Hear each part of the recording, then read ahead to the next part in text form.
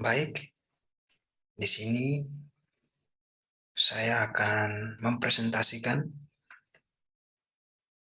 humanisme dalam filsafat matematika. Jadi humanisme di sini akan dipandang sebagai sebuah aliran di dalam matematika. Sebelum saya melanjutkan presentasi ini, saya ingin memperkenalkan anggota kelompok kami. Saya sendiri Antonius Tekilu dengan NIM 2018-004069 dan partner saya Timisun Kogoya dengan NIM 2018-004018.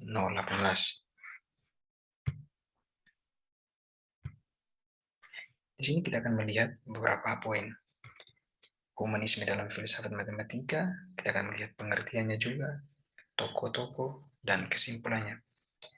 Sedikit pengantar mengenai humanisme dalam filsafat matematika. Dalam pengembangan ilmu pengetahuan, sebenarnya atau sesungguhnya matematika dan filsafat itu selalu berjalan dan berkembang bersamaan. Matematika tidak diciptakan dari filsafat, namun keduanya berkembang secara bersamaan dengan saling memberikan persoalan-persoalan sebagai ide, masukan, dan rangsangan. Matematika dan filsafat juga merupakan upaya intelektual yang paling mendasar untuk memahami lingkungan sekitar kita. Dan keduanya awalnya terbentuk di masa Yunani kuno, serta kemudian mengalami transformasi matematika. Transformasi matematika berisi teknik-teknik kalkulasi dan sistem numerasi yang berhubungan dengan agama atau hal-hal praktis lainnya. Dan pada waktu-waktu itu, pada masa Yunani kuno, matematika merupakan sebuah studi yang paling penting bagi para filsuf. Kita akan berlanjut ke poin berikutnya tentang pengertian. Nah, pengertian di sini, humanisme itu berasal dari bahasa Latin, yakni humanis yang merujuk pada manusia, dan isme yang merujuk pada suatu aliran atau paham tertentu. Nah, humanisme sering digunakan untuk mengungkapkan sesuatu yang berhubungan dengan manusia. Dan ada pun yang mengatakan bahwa humanisme itu adalah aliran yang bertujuan menghidupkan rasa peri kemanusiaan dan mencita-citakan pergaulan hidup yang lebih baik. Jadi segala sesuatu itu berkaitan dengan manusia. Yang berikutnya itu konteks humanisme dalam ruang matematika. Nah, konteks humanisme dalam ruang matematika itu kehadiran manusia di dalamnya itu dipandang sebagai pencipta matematika. Atau bisa dikatakan bahwa aliran humanisme memandang bahwa matematika adalah hasil buah pemikiran dari manusia atau buah ciptaan manusia. Yang berikutnya kita akan melihat ke tokoh-tokoh. Di sini ada 5 tokoh. Ada Aristoteles, ada Euclid, ada John Locke, David Hume, dan Jean Le de Lambert. Kita akan melihat yang pertama di sini ada Aristoteles. Ya, yang pertama di sini ada Aristoteles. Kita akan melihat bagaimana Aristoteles dalam filsafat matematika. Nah, Aristoteles itu hasil karyanya yang sangat terkenal itu adalah teori logika. Nah, di dalam teori logika yang paling dikenal itu adalah silogisme. Dan kumpulan atau gabungan karya Aristoteles, hasil-hasil karyanya itu disebut dengan Arganon. Nah, di dalam Arganon itu ada bagian-bagiannya. Kita akan melihat dalam 6 bagian dari Arganon ini, atau isi dari Arganon. Yang pertama itu disebut kategori. Nah, kategori ini adalah cara dalam menguraikan sebuah objek.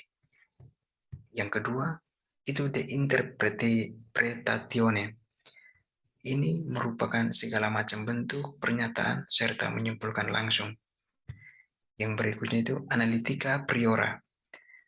Analitika priora ini berisikan macam-macam bentuk dari silogisme atau yang lebih dikenal susunan pikiran di dalam penalaran.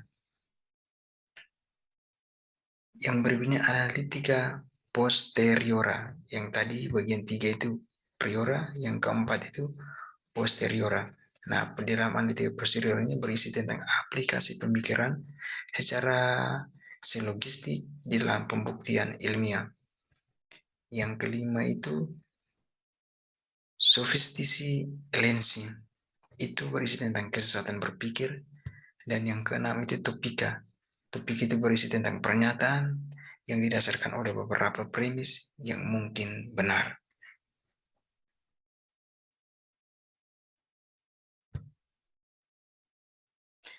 Itu adalah bagian-bagian dari yang dijelaskan dari Aristoteles.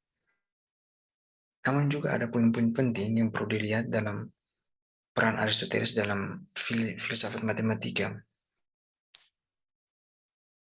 di mana Aristoteles juga pada masanya ia menghindari ekualitas atau kenyataan tentang ketidakterhinggaan dengan menciptakan sebuah definisi atau mendefinisikan potentially infinity.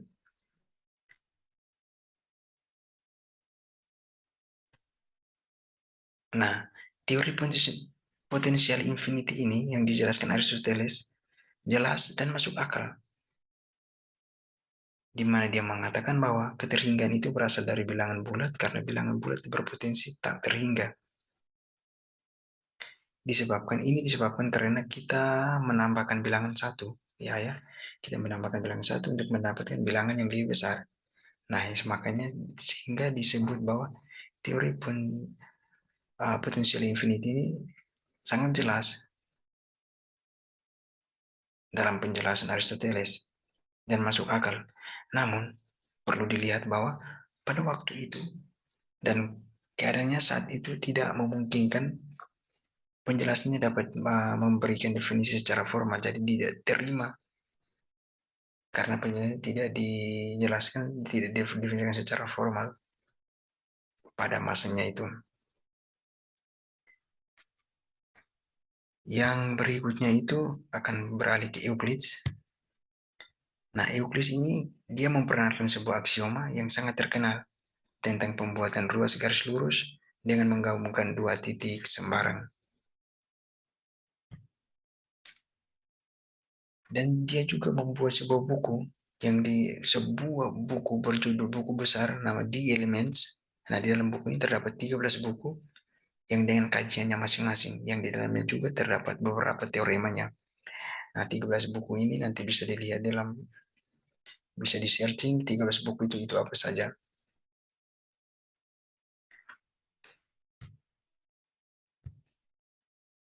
Yang berikutnya itu John Locke. Nah, John Locke ini adalah seorang filsuf dan tokoh empirisme.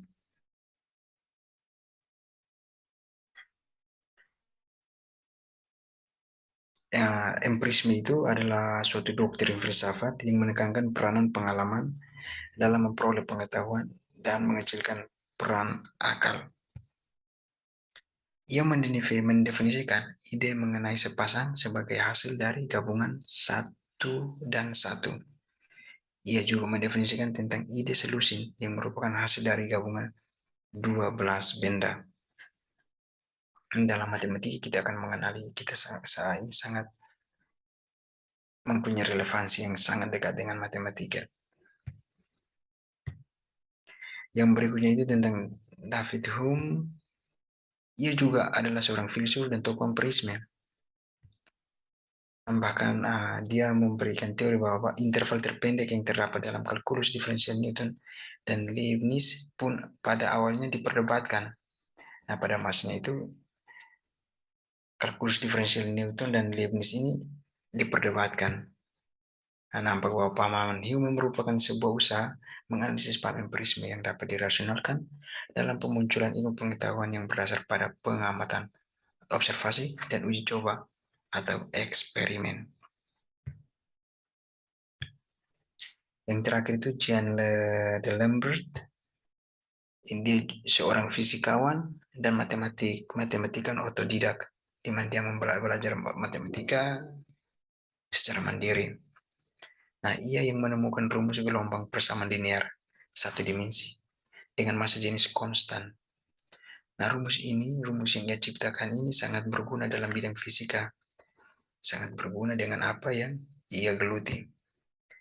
Nah, kalkulus diferensial parsial juga merupakan cabang baru dari kalkulus diferensial yang diciptakan olehnya pada tahun 1747 dan menerapkan kalkulus diferensial parsial ini untuk masalah hidrodinamika. Jadi ia menciptakan kalkulus diferensial parsial untuk kebutuhannya dan juga kemudian menjadi suatu kebutuhan dan dipelajari oleh semua umat manusia.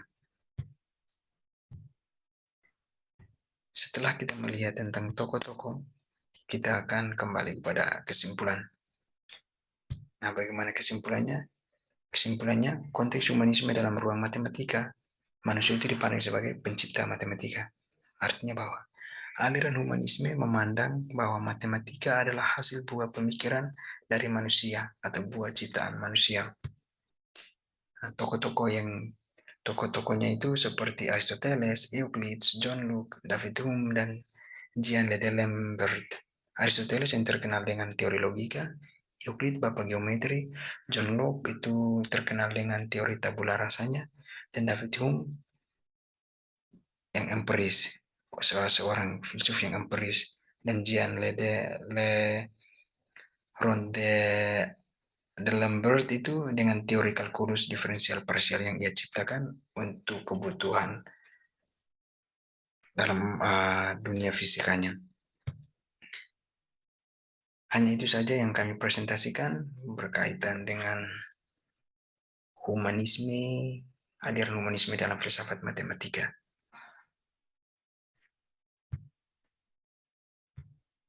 Itu dari kelompok kami mengucapkan terima kasih.